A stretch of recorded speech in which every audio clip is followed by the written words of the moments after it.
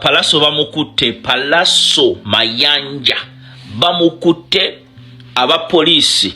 Mugetufuna ew'omuyimbi Palaso byandibanga mwanatu byayononese dda anti Alien Skin bwatyo akimukoza akatambi kengenda okubeera nga nkumalirayo naye nga nkusaba osubscribinga atannaba naawe atannaba kulekenga vidiyo eno genda maaso bwotyo obeere nga mwanatu ogilikinga.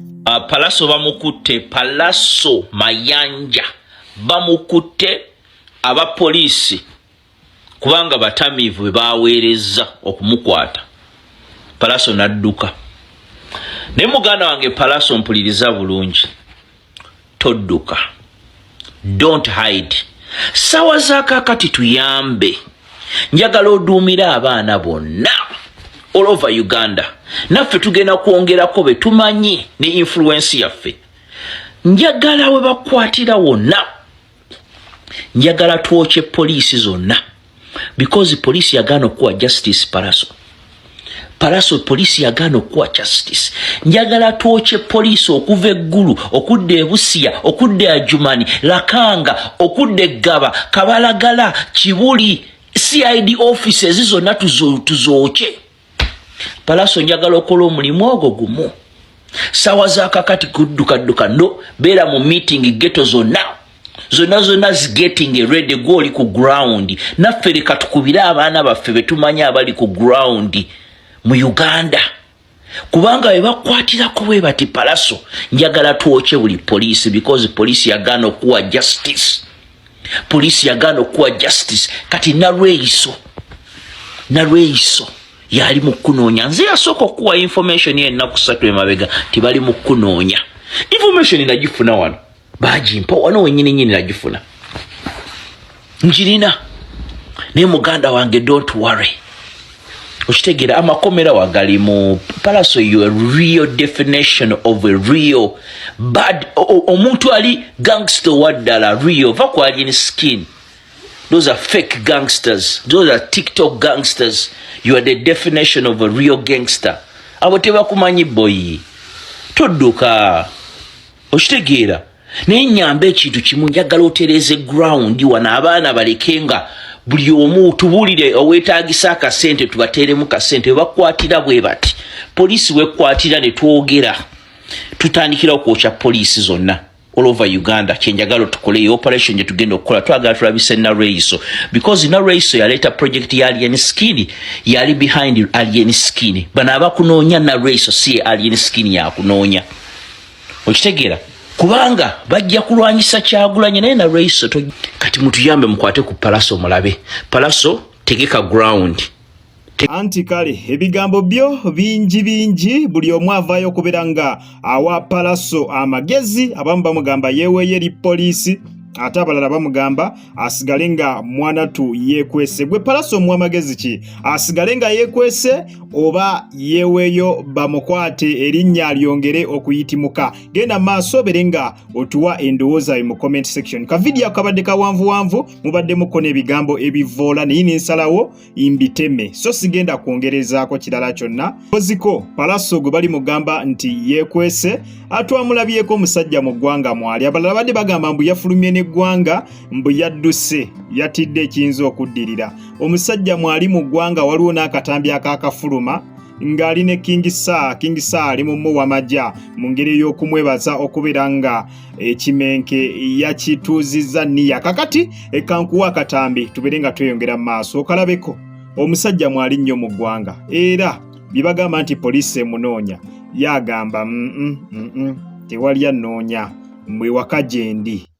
Osana kulya kumane mwana gwe Palaso osana kulya kumane osana kulya kumane osana kulya kusabu osana kulya kusupu osana kulya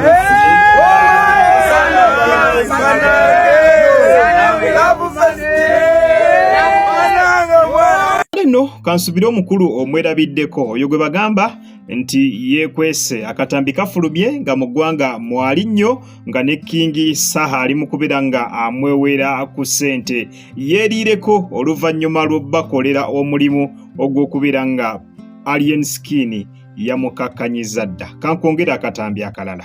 Alien bw'oba olina nnyoko, bw'oba olina baganda bo, bw'oba olina ab'ekika kyo nga tebasobola kubuulira mazima, nze kankubuulirire bw'onoogera n'obwo obusirusiru n'obutumbaavu ogenda kufa ate ogenda kufa ng'oli mwavu. Ate tonenyanga Katonda akuwadde buli mukisa.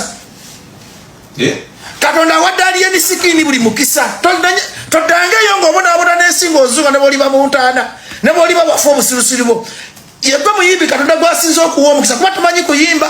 Ododoma budodomi n'oyogera abantu bagumira by'oyogera kaakati ne bakwakisa putinga ate n'obakolako effujjo. Kakati nabadde kugamba ku King Saha nti King Saha ye muntu atumalako ennaku ya leediyo. King Saha n'obwomuvuma agakatonda mutasobola kubalira. Nvumye Bebe Cool ye emyaka 20 akakolo ne wetwesanga mukubo n'egganga ye. Akaboyo mulekage. Bebe Cool kusoma obutasoma kintu kibi. Kakati Alien bamuwaana tulandi bamuwaana akuba abantu addeko ko mu kivulu kyonna kiyingire nga tebamulanza akole effujjo olabe kigenda mutuukako kuba kati abantu bamwetegekedde poliisi lwejja okuzuukuka emirambo gigenda kugwa kubanga poliisi yewagira abantu bano bakole effujjo ate era siga twakitegedde Alien Skin yatajja kuva mu lubiri omwo yatajja kuvayo n'enkovu bamuwaana n'abo abayaaye be addemu akole effujjo ku bawagizi baffe ng'ageze nabo buganga bwabo abayaayiyaye be ojja kulaba ekigenda mutuukako. Oyo nno ye mukulu Abitex Kansubire ebigambo bye bwotyo osobodde okubeera nga mwanatu obyewulirirako. Ategeezezza nti Alien Skin singa bamanya nti ddala yakola effujjo mu nkuuka nga enkuuka tennaggwa awo wennyininyini teyandivuddewo, ekitegeeza nti kwololo nnyininyini yali ajja beera nga akwatibwa sinakindi okubibwa obubi ennyo. So embeera yo bwetyo bweri esayidi zeeyo naye nga bamulabudde ne bamugamba ne bw'aba apafominga ku kivulu kyonna tateekeddwa kuddamu kukola ffujjo lyonna kubanga bamwetegekedde nti wonna waanaddiramu okukola effujjo kajja kuba nga kamujjuutuse. So embeera yo bwetyo bwekyali esayidi zeeyo naye katusuubire ayo enkyukakyuka zo zinaabaawo era n'empisa zo ne zikyukamu kuba okuba abantu ennaku zino kubadde kususse nnyo mu bivvulu ate nga kwonna kwetoloolera ku muyimbi omu Alien Skin kwegamba katusuubire nti ebivvulu binaddamu ne bibeera safe kuba kati n'abantu bagenda tandika okutya okugenda mu bivvulu naddala ng'ekivvulu kitimbiddwako Alien Skin. Kankongera akatambi katono nnyo. Ndite mu Fangoni abakoze effujjo ewa Alien Skin bakwatibwa.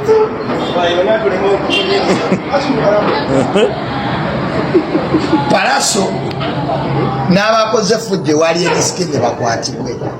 Nditi mu Fangoni era asasira nnyo my brother Alien Skin byonna ebyamutuuseeko. Tombuuza jjo bye nayogedde kati bino byenjogedde olwaliro gyateekewo ka disclaimer bino kati bye mbamugenderako ebyejjo mu byerabire mukitegedde. Saagala mwaka guno kugwa n'abantu otegera kuba abantu tunsuubirayo tinajja. So my brother ngenda kuwa Alien Skin kumusaasira era let those boys ti Palaso bakikwata kirenge ebyo ebibala kuba bajja bitundu. How do you attack somebody's home like that?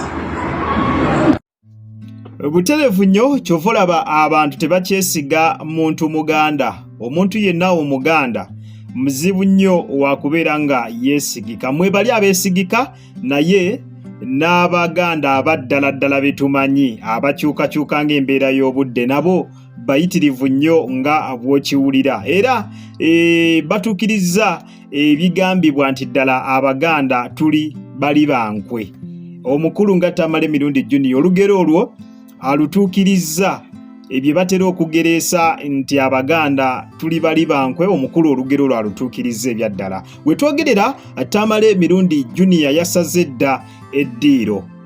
We twogerera Tamale Mirundi Junior yasaze dda eddiiro. Ensonga emukyusizza yategeerekese dda.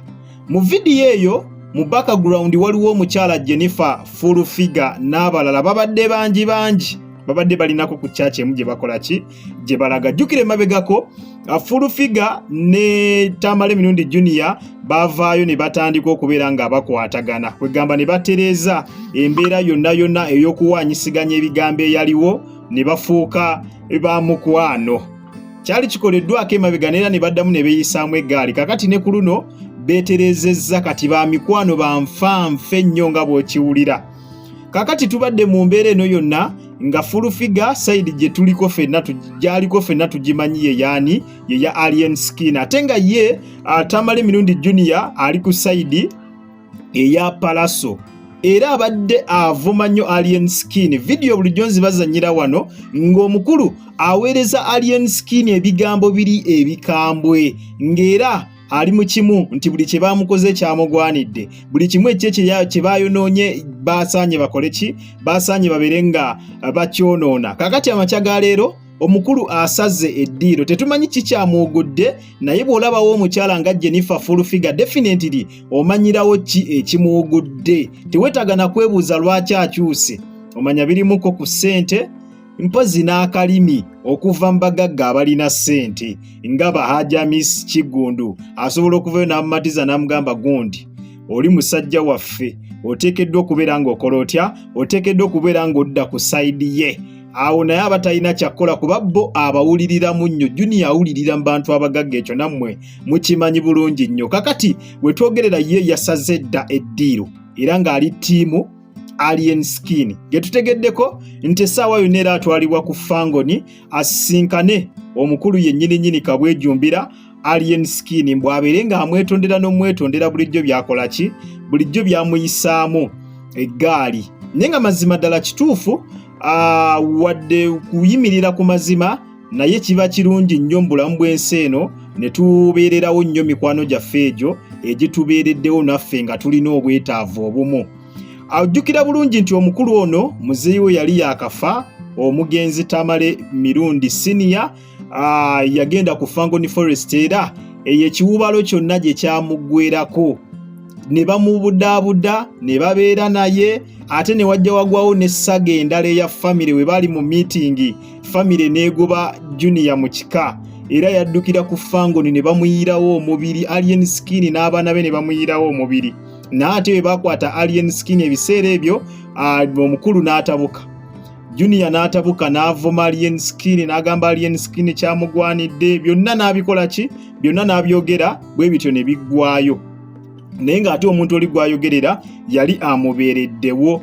Konze ndowooza kino kye kituufu Tamale Mirundi Junior kyali ateekeddwa okukola ne mu kusooka kuba ono yali mukwano gwe, yamubeererawo nnyo ne mu kaseera akabi, akaseera akazigizigi ako ng'ofiiriddwa omuzadde gwe yali afiiriddwako ku muzadde gwe nkiwoba obulumi osobola okubeera nga osobola obbugiraageranya n'omanya Buzito wa kyenkana ki.